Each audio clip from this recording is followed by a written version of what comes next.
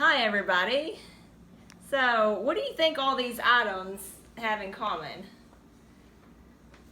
We're going to use them today to review our science vocabulary. So before you continue the video, pause it for just a minute and look over the vocabulary diagram on the form. Alright, so now that you kind of looked over the vocabulary diagram, we're going to go through some different examples, and I want you to answer them on your form. If you need more time, you can pause the video in between each one. So the first one, I want you to determine what it is if I'm going to make a snack to watch a movie. So I'm going to put some Fritos in my snack. I'm going to put some Cheetos in the snack. And I think maybe a few marshmallows in the snack. So what do you think this is an example of? Thinking about what we've talked about in science, mark the answer on your form for number 1. And I also need something to drink to go with my snack. So I've got some water and I've got some lemonade. So I'm going to put this lemonade into the water. And on this one, there's a couple of things. So what is this called whenever I'm letting the lemonade mix dissolve in the water? That's question number 2.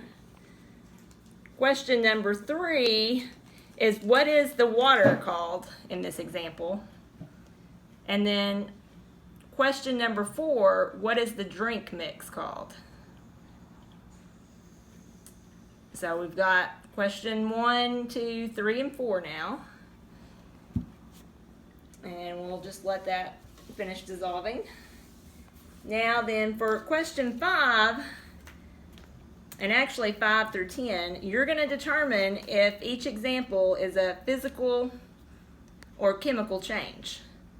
So question number 5, the first example is ice melting. So the ice is melting. So we've got a physical or chemical change. Mark that on your form for number 5. Number 6, tearing paper. So tearing paper, is that a physical or chemical change? Number 7, baking brownies. So I'm not going to bake them just yet, but if I went through the process and mixed these up and then put them in the oven, baking the brownies, is that a physical or chemical change?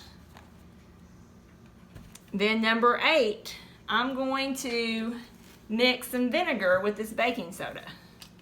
So is that a physical or chemical change? So you can think about what evidence we have here to determine if it's a physical or chemical change. And then now I'm going to dissolve some sugar in water. And, well, I forgot my water, so I'm going to just use, oh yeah, the ice that melted. We can use that. So I'm going to dissolve this sugar in the water.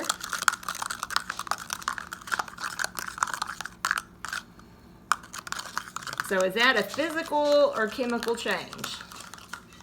And I may need a little more water, so we'll just let that kind of sit and dissolve. And then my last example, I'm gonna just slice some cheese. So if I slice this cheese, is that going to be a physical or chemical change? So that was number 10 on the form. If you need to rewind the video, feel free to do that and just submit your answers once you've completed the form.